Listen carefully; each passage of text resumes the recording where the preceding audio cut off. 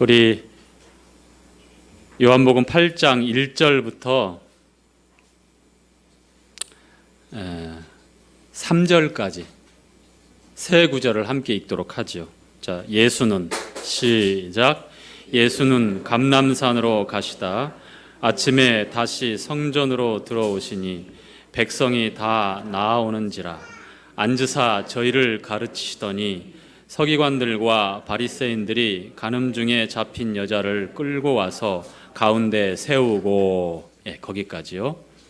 자, 말씀을 해서 짧게 기도하겠습니다. 아버지 하나님, 하나님의 말씀을 나누는 시간을 갖겠습니다.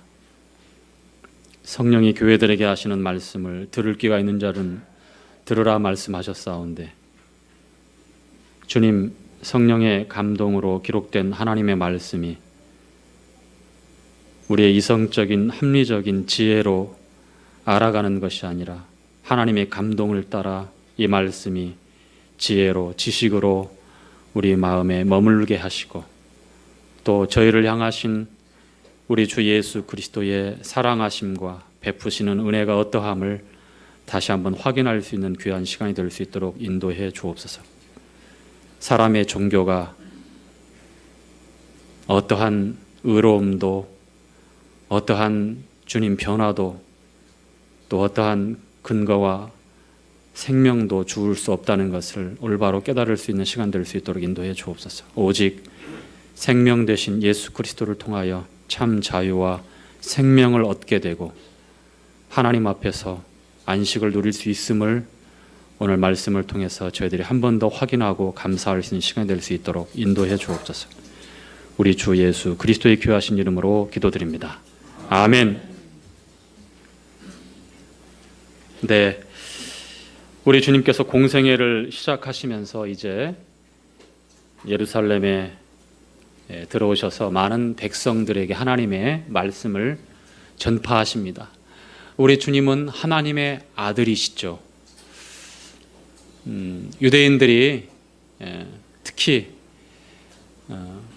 많이 배우고 또 많은 힘을 가지고 있고 또 그 배경이 든든한 사람들일수록 예수님의 출신과 또 예수님의 모습을 보고 인정하지 않았을 뿐만 아니라 오히려 자신들이 처해 있고 또 소유하고 있고 일명 기득권이라고 그렇게 표현할 수 있는데요.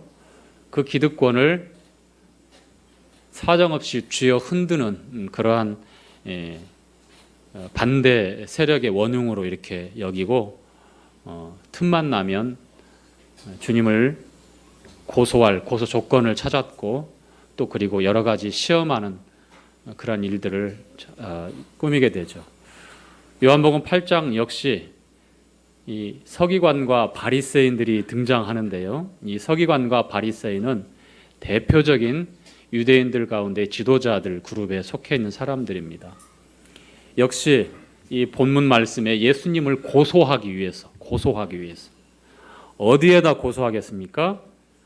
먼저는 백성들 앞에 예수님의 잘못된 사상과 또 방법을 밝히지만 무엇보다도 로마의 공권력에 고소하기 위해서, 로마가 유대를 지배하고 있는 식민 통치를 하고 있는 시대적인 배경에 있기 때문에 요한복음 8장의 내용에 주님을 고소하는 이 시험하는 내용은 그러한 숨은 계략을 갖고 있다는 사실을 우리가 잘 알아야 하겠습니다. 예수님은요, 마른 땅에서 나오는 연한 줄기 같아서 고운 모양도 흠모할 만한 풍채도 없다라고 이사야 선지자를 통해서 700년 전에 이미 예언하였습니다. 그분의 모습이 또 유대인들에게 비춰진 그분의 풍채가 고운 모양도 흠모할 만한 것도 없다라는 거예요. 가끔가다 우리가 오해하는 부분들은 성화라고 일컬어지는 그러한 그림에 보면 예수님은 적어도 1m 80 이상의 그리고 푸른 눈동자를 가진, 유대인들 가운데 푸른 눈동자를 가진 사람이 그 당시에는 없어요. 지금은 이제 혼혈이 있어서 혹 있을 수 있지만 그런 그 머리가 이렇게 길게 장발로 내려와 있고 그리고 또 불교의 수도승들이 입음직한 그러한 이 망토를 밑으로 이렇게 빨갛게 내리는 그러한 모습으로 항상 그려서 우리의 선입관에 예수님 하면 거의 모델 버금가는 풍채와 아우라를 뿜는 제가 외국어를 써서 죄송합니다만 그렇게 그런 모습으로 이렇게 우리가 오해를 합니다. 그렇지 않아요. 주님은 지극히 평범했고 오히려 보통보다도 그 모습이 뒤따르는 고운 모양도 흠모할 만한 풍채도 없는 참 겸손한 그러한 모습으로 오셨어요. 사람의 외모를 보고 평가하는 우리 대부분의 인생들 외모, 겉모습을 보고 평가해요. 그렇죠? 그렇기 때문에 사무엘 선지자조차도 사울 왕 다음으로 이스라엘을 이끌 왕을 기름 부기 위해서 주님의 말씀을 따라 이새의 집에 왔는데 장자 엘리압을 보니까 아우 제목감이야. 풍채가 훤하고 아주 훤칠한 그런 청년이야. 그래서 기름 부으려고 가니까 하나님이 막으셨죠. 사람은 외모를 보거니와 하나님은 어디를 본다고요? 중심, 마음, 중심을 본다고 했죠. 사무엘조차도 이렇게 겉모습을 보고 하나님의 말씀을 분별하려고 하는 실수를 범하게 되는데 하물며 대부분의 뭇 백성들, 저희들을 포함한 사람들은 어떻게 했어요? 주님의 겸손한 모양과 그 풍채를 보고 하나님의 아들이다. 나사렛에서 자라난 직업은 목수였다더라. 그리고 교육의 기회가 없었기 때문에 역시 무식할 것이다 라고 하는 자체적인 판단을 가지고 보도 듣도 못한 어떤 나사렛 청년이 와서 자신들을 공격하는 듯한 그러한 이야기들을 듣고 그 현장에서 확인했을 때 그들의 태도가 어떻게 되겠어요? 처음에는 무시했을 겁니다. 그런데 시간이 갈수록 백성들의 그 마음에 동요가 있었고 또 12 제자를 비롯한 많은 제자들이 젊은 청년 나사렛의 예수를 따른다고 하는 그 소식을 들으면서 뭔가 위기를 느끼기 시작했고 그리고 급기야 수많은 대다수의 유대인들 가운데 많은 사람들 그리고 자신들의 위치에 있었던 관원들 유대의 관원들 중에도 비밀리에 이 예수 그리스도를 찾아가고 그분의 말씀을 듣는 것을 즐겨하는 사람들이 있다라고 하는 그러한 이야기를 들으면서 그 위기감은 증폭되는 것이죠. 왜요? 종교적인 자신들의 지위와 기득권, 신정정치가 완벽하게 행해져 있진 않지만 로마의 지배를 받고 있는 로마의 공권력이 그들의 삶을 하나 둘 통제하고 있지만 그래도 유대 사회는 1500년 동안 모세 이후에 율법 하나님의 공의에 거룩한 이 율법이 사회를 지배하고 다스리는 그러한 사회였기 때문에 율법을 중심으로 해서 율법을 가르치고 연구하고 또 그 율법 그 말씀을 필사해서 계속 전해주고 있는 이 서기관들 또 하나님 말씀을 더 잘 믿고 더 잘 지키고 더 잘 행해야 되겠다라고 하는 경건주의를 표방하는 이 바리새인들이 유대인들 가운데 핵심 세력이 되어지고 그들을 리더해가고 인도해가는 지도자 그룹이 되어 있었다는 것은 자명한 사실이고요. 그리고 백성들 가운데서 존경받고 또 당연히 그들이 그러한 지위에서 이 백성들을 인도하고 지도한다는 그러한 마음은 누가 의심할 수 없는 당연한 그런 결과였죠. 그러한 환경에서, 그러한 유대 사회에서 어느 날 갑자기 돌출적으로 그들이 볼 때는 나타난 나사렛의 예수라고 하는 청년이 자신들의 숨기고 싶은 부끄러운 것들을 신랄하게 비판합니다. 독사의 자식들아, 회칠한 무덤이여. 그들의 위선과 그들의 외식을 그렇게 엄하게 꾸짖습니다. 하나님의 아들 예수 그리스도, 예수님을 그리스도라고 믿는 소수의 사람들만 그분이 왕이다, 기름 부음 받은 메시아다라고 하는 믿음을 가진 소수의 사람들이 따라가는데요. 그러나 그들조차도 예수님을 이 땅에 천년 전 성군 다윗처럼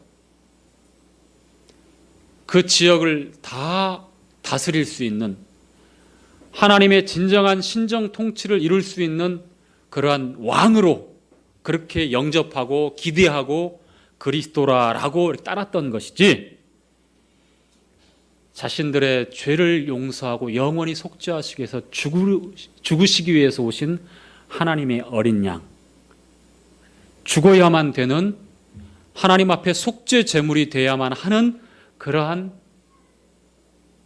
하나님의 아들로 그들은 받아들일 수가 없었어요. 12 제자들 포함해서 대부분의 사람들이 그랬어요. 자, 그러한 배경과 그러한 상황에서 이제 주님은 여전히 제자들 그리고 하나님의 말씀을 듣기 위해서 모여든 유대 백성들에게 하나님의 말씀을 전하시죠. 그게 주님의 이 땅에 오신 목적이고 사역입니다. 자, 그런데 어느 날 서기관과 바리새인들에 의해서 현장에서 간음 중에 붙잡힌 여인을 데리고 주님 앞에 백성들에게 하나님의 말씀을 가르치고 있는데 그 성전 안에 들어와서 그 앞에 딱 세웁니다. 그리고 이제 주님을 고소하기 위해서 시험하는 내용이에요. 아시겠죠? 자, 4절 한번 읽어볼까요? 4절 시작.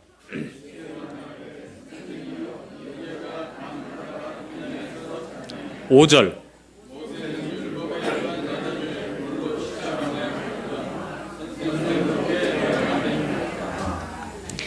이 여자가 어떠한 여자인지 모르지만 분명히 품행이 단정한 여인은 아니죠. 어떤 현장을 급습했는지 모르지만 이것은 서기관과 바리새인들이 주님을 고소하기 위해서 만들어낸 계략일 수도 있지만 분명한 것은 이 여인과 그리고 이 여인과 함께 간음했던 남성이 있을 텐데 남성은 온데간데였고 여인만 붙잡혀 온 겁니다. 아마 남자가 주력이 너무 좋았나 봐요. 11초 때 10초에 주파하는. 그래서 도망갔는지 원래 2 사람 다 잡아오는 것이 맞아요. 그 동기가 아무래도 수상쩍다고 할 수 있는 것이죠. 그런데 이렇든 저렇든 간에 이 여인은 참으로 부끄러운 그런 상황에 부딪히게 됩니다. 부끄러운 것이 아니라 절망적인 상황에 맞닥뜨리게 된 거예요. 먼저 말씀드린 대로 율법이 지배하고 있는 유대 사회에서 율법은 하나님의 거룩한 법이에요. 행하라 살 것이요. 그러나 행하지 못하면 죽는다라고 하는 게 율법의 정확한, 간단하게 해서 정확하게 설명할 수 있는 겁니다. 행하면 살지만 행하지 못하면 죽어요.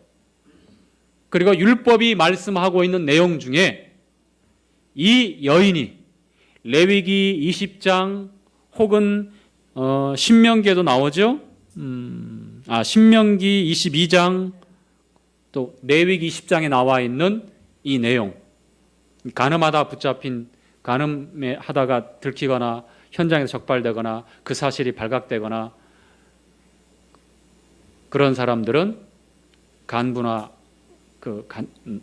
여자나 할 것 없이 다 돌로 쳐서 생명을 끊어버리는, 그래서 이스라엘의 죄가 더 퍼지지 않도록, 성적인 부도덕이 이스라엘을 휩쓸지 못하도록 막기 위해서 이렇게 엄하게 인간의 그 욕망과 그 성적인 부도덕을 단죄했던 게 율법이에요. 율법.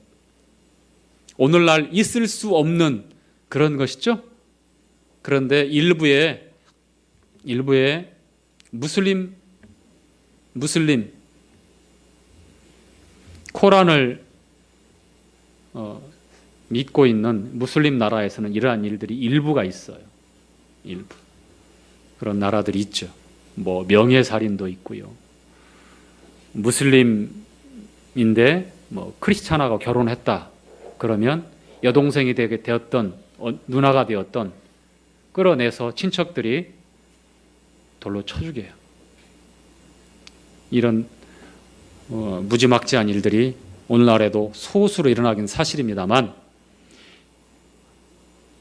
지금 2000년 전에 유대 사회에서는 이 율법이 모든 사람의 정신, 또 삶의 양식, 문화의 전반의 곳곳에 다 영향을 끼치고 지배하고 있는 그러한 엄한 시대였습니다.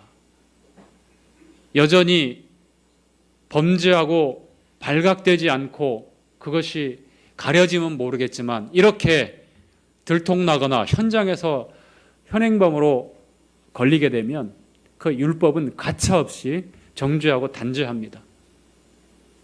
그런데 하나님께서 율법을 주신 이 목적과 이유를 이 바리새인들은 그 율법을 주신 그 하나님 되신 본체 되신 예수 그리스도를 시험하기 위해서 그 율법으로 지금 모세는 이렇게 하라고 말씀했는데 선생 당신은 어떻게 했으면 좋겠습니까? 라고 지금 시험하고 있어요. 고소하기 위해서. 시내산에서 십계명을 주셨던 그 하나님이 바로 예수 그리스도예요. 이 사실을 까마득하게 알 길이 없고 전혀 불신하고 하나님의 아들이다라고 하면 아버지와 아들은 유대인들 그 가족 관계에 있어서 동등하게 봐요. 아버지의 생명이 아들에게 있는 거. 우리처럼 유교적으로 이렇게 우열이 나누어지고 상하가 나누어지는 그런 가족 관계가 아닙니다. 아버지와 아들은 동일하게 봐요. 똑같다는 거예요.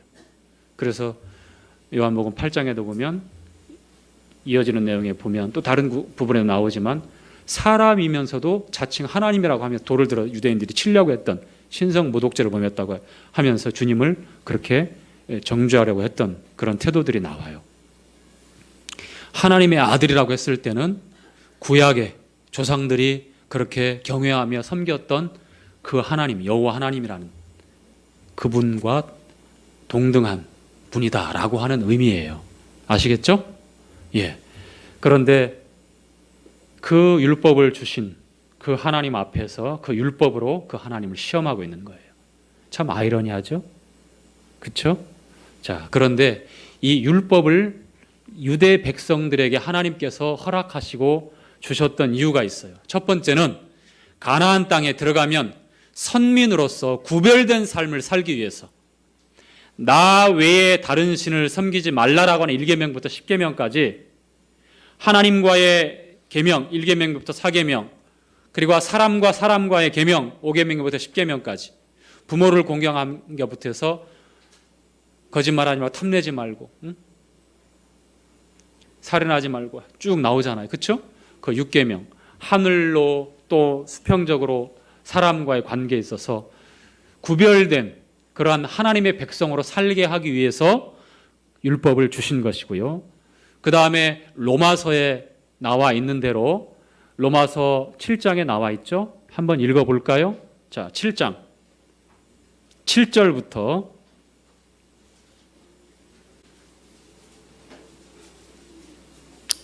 7절부터 한번 보죠.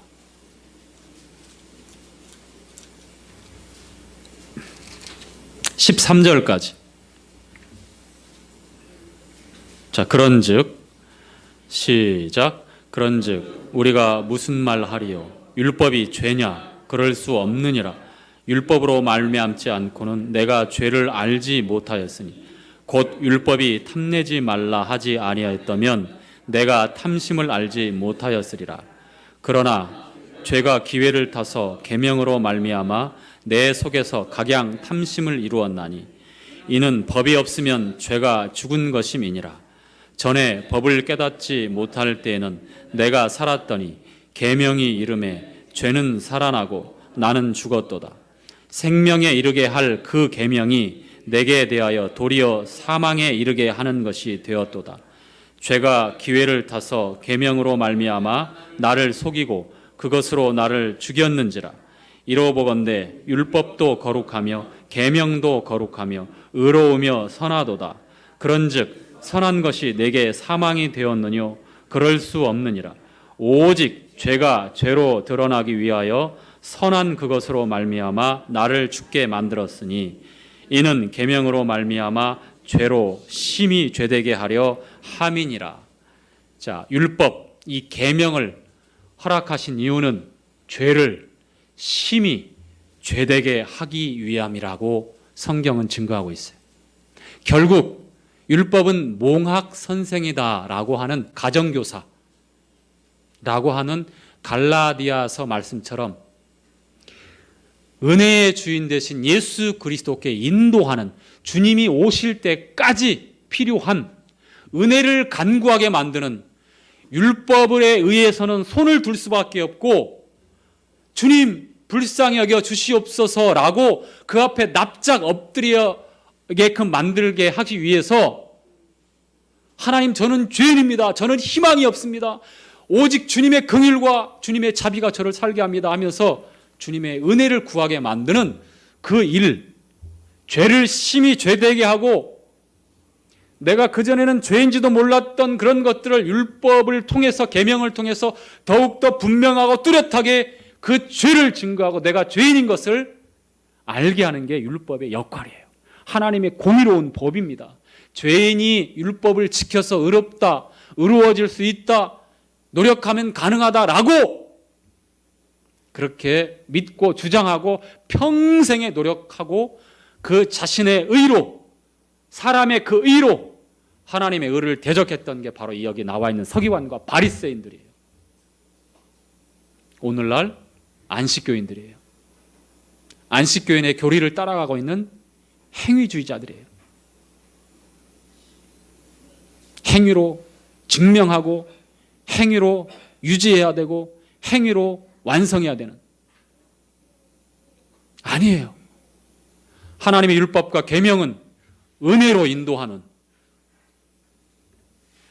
시퍼렇게 공의의 칼을 들고 이 죄인을 추적하는 거예요.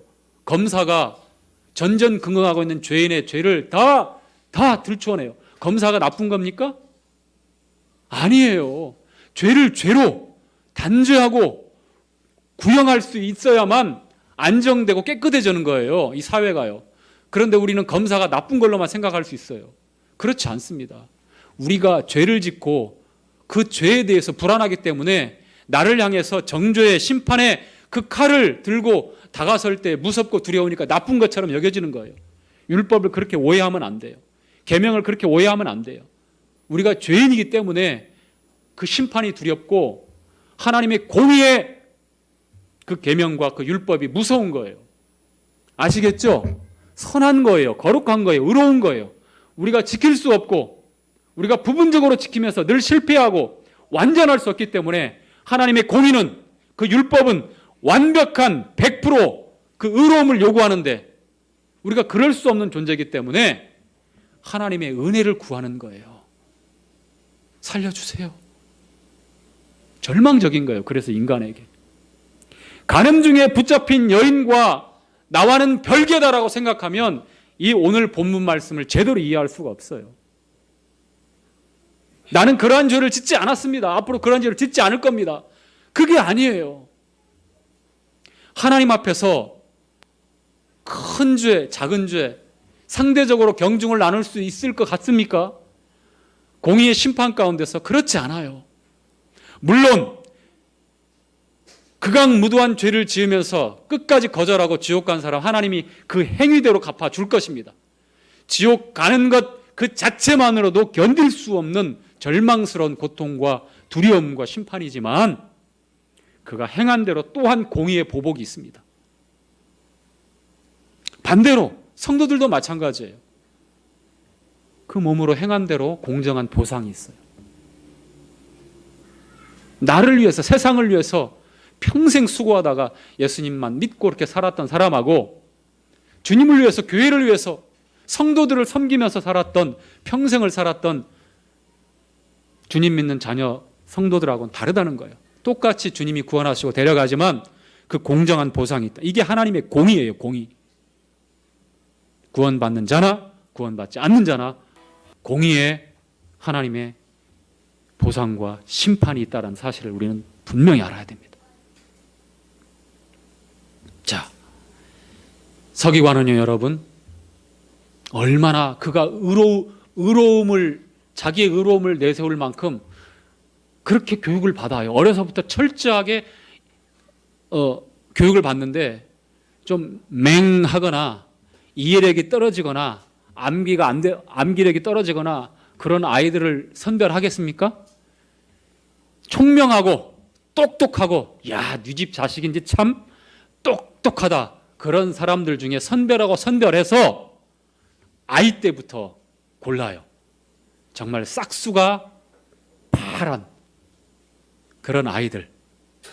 그래서 철저하게 교육을 시켜요. 그리고 10대 초중반이 되면 율법에 대해서 능통해버리는, 달달달 외워버리고 그렇게 교육받고, 그러니 그런 교육을 받고 철저하게 그런 환경에서 자란 아이들이 40세가 되면 이제 서기관으로서 정식으로 유대 사회를 이끌어갑니다. 그런 수재들, 그러한 인재들이 그 사회에서 지금 유대 백성들을 지도하고 있어요. 그런데 근본도 알 수 없고 행색도 초라하고 나사렛이라고 하는 변방에 잃어버린 겁니다. 즉 예루살렘에서 봤을 때는 비주류 중에 철저히 비주류. 나사렛에서 무슨 선한 것이 나올 수 있습니까? 라고, 누구요? 예수님의 12제자 중에 한 명이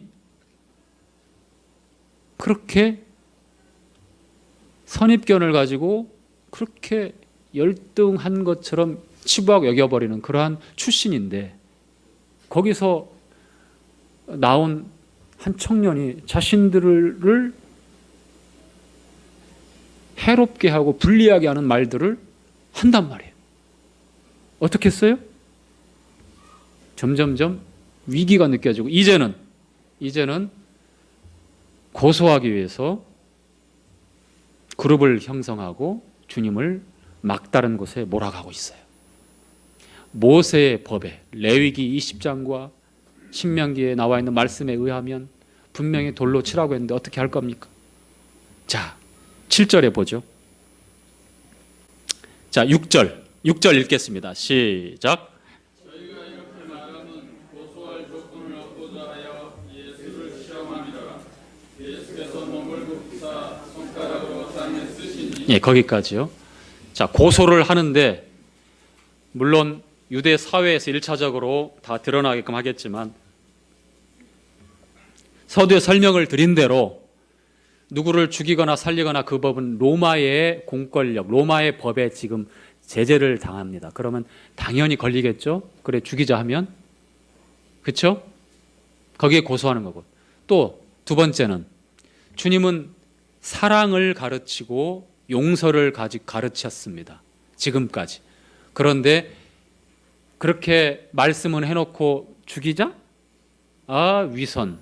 이렇게 역으로 공격하려고 합니다. 자, 그리고 세 번째, 우리는 다 약하잖아. 너도 약하고 나도 약한데 불쌍하지 않아? 우리 한 번만 용서해 주자.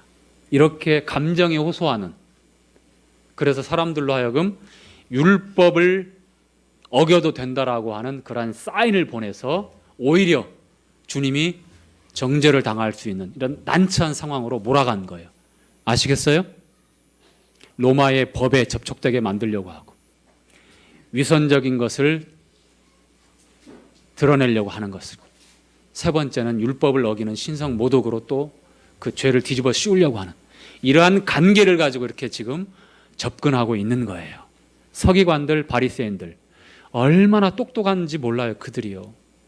사두개인들 가운데도 그런 사람이 있죠. 부활이 없다라고 계대 결혼을 이해할 수 없었어. 7 형제가 있었는데 첫째가 결혼했다 죽어서 둘째가 셋째가 다 죽었는데 누구 남편이 되고 누구 아내가 됩니까?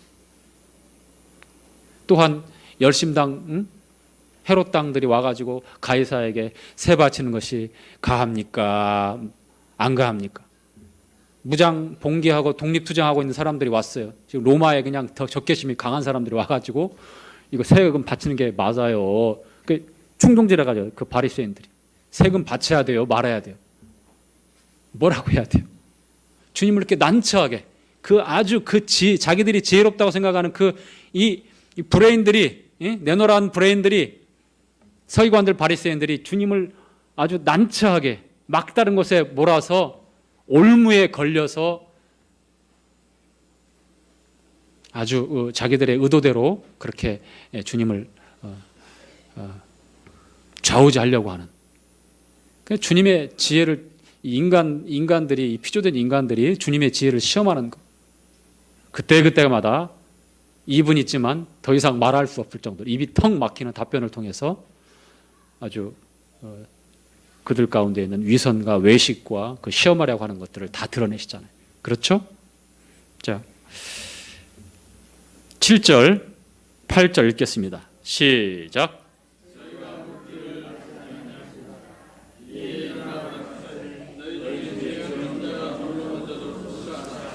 8절. 자, 주님이 땅에 엎드려서 이렇게 손가락으로 글씨를 썼는데 뭘 썼는지는 성경에 기록이 없어요. 그리고 이 서기관과 바리새인들이 계속해서 어떻게 해야 되냐고 계속 몰아붙이고 아주 공격적인 질문을 계속 하니까 일어나셔서 하셨던 말씀이 뭐라고 하셨죠? 너희 중에 죄 없는 자가 먼저 돌로 치라. 자, 저를 따라서 하시겠습니다. 너희 중에 죄 없는 자가 먼저 돌로 치라. 자, 어떻게 됐습니까? 자, 읽어보죠. 9절 시작.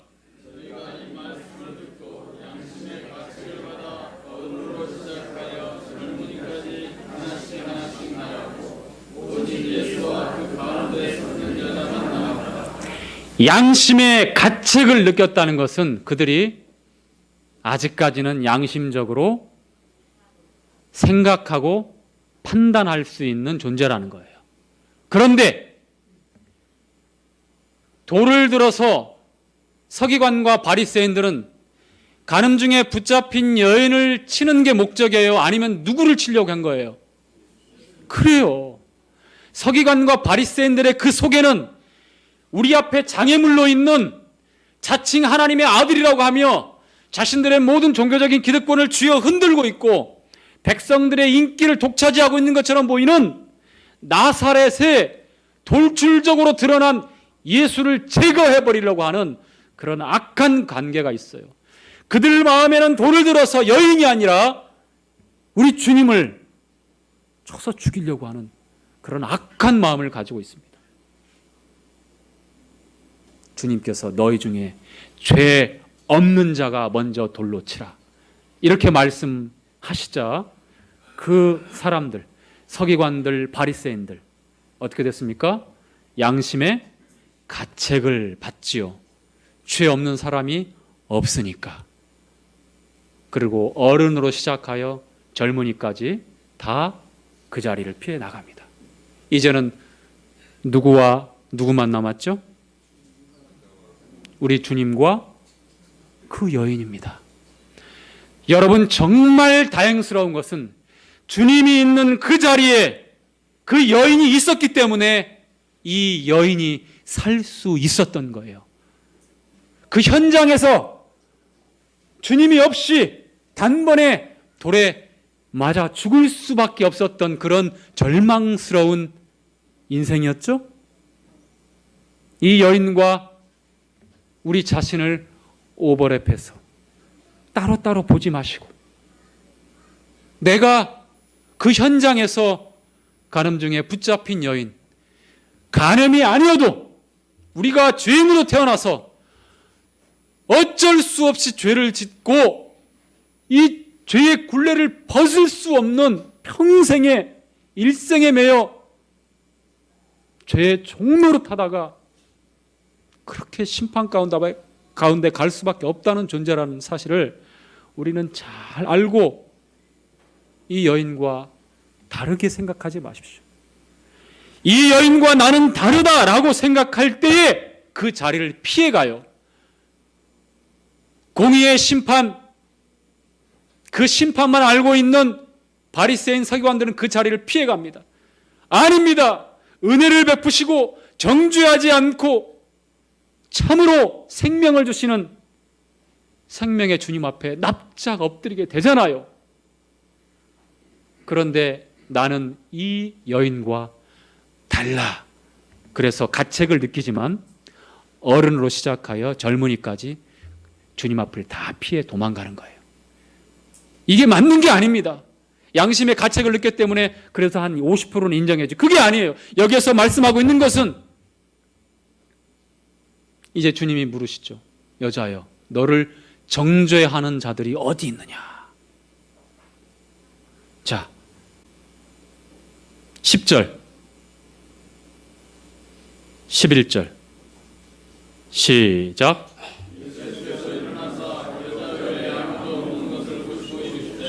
여자여, 너를 고소하던 그들이 어디 있느냐? 너를 정죄한 자가 없느냐? 대답하되 주여 없나이다. 예수께서 가라사대 나도 너를 정죄하지 아니하노니 가서 다시는 죄를 범치 말라 하시니라. 여러분, 이 여인은요, 금방이라도 돌이 날아와서 앞으로 5분, 10분 자기의 삶을 장담할 수 없는 그런 절망, 말 그대로 절망입니다. 죽음 앞에서 사시나무 떨듯 발발 떨고 있는, 부인할 수 없는 죄인이었어요. 다른 사람들이 봐도, 내가 봐도. 그런데 놀랍게도 주님은 그 여인을 향해서 여인아, 너를 정죄하던 자들이 다 어디 있느냐. 그제서야 고개를 들고 두리번 살펴보니 아무도 없는 거예요. 주님 없나이다. 죄 없는 주님, 죄 없으신 우리 주님만이 심판할 수 있는 유일한 심판자이십니다. 그러나 우리 주님이 이 세상에 오신 것은, 하나님께서 아들을 세상에 보내신 것은 세상을 심판하려 하심이니라. 요한복음 3장에 심판하지 않고 생명을 주기 위해서 오셨어요. 생명을 주기 위해서. 또한 마태복음 9장에도 인자에 온 것은, 누가복음에도 삭개오의 집에 들어가셔도 인자에 온 것은 잃어버린 자를 찾아 구원하려 함이니라. 온전한 자, 건강한 자에게는 의사, 의원이 필요 없다. 병든 자에게 필요 있다. 그런데 양심의 가책을 느끼고 나간 이 서기관과 바리새인들은 여전히 자기 의를 가지고 하나님의 의를 대적하고 있어요.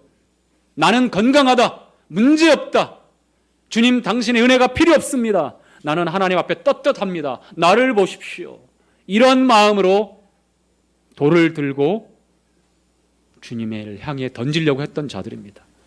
여러분은 어떻습니까? 여러분은 어떠한 죄인으로 하나님 앞에 서시겠습니까? 우리 12절 읽고 마치도록 하겠습니다. 예수께서, 시작. 예수께서 또 일러 가라사대 나는 세상의 빛이니 나를 따르는 자는 어두움에 다니지 아니하고 생명의 빛을 얻으리라. 그렇습니다. 주님을 따르는 자들은 생명의 빛을 얻습니다. 어둠에 다니지 않습니다. 이 여인에게 그리고 우리에게 동일하게 하시는 말씀이며 정죄하지 않으시고 우리를 자유케 하시고, 왜냐하면 우리의 죄와 우리의 허물을 담당하신 분이 우리 주님이기 때문입니다. 주님을 따를 때에 생명의 빛을 얻고 어둠에 다니지 않는 것입니다. 마치겠습니다.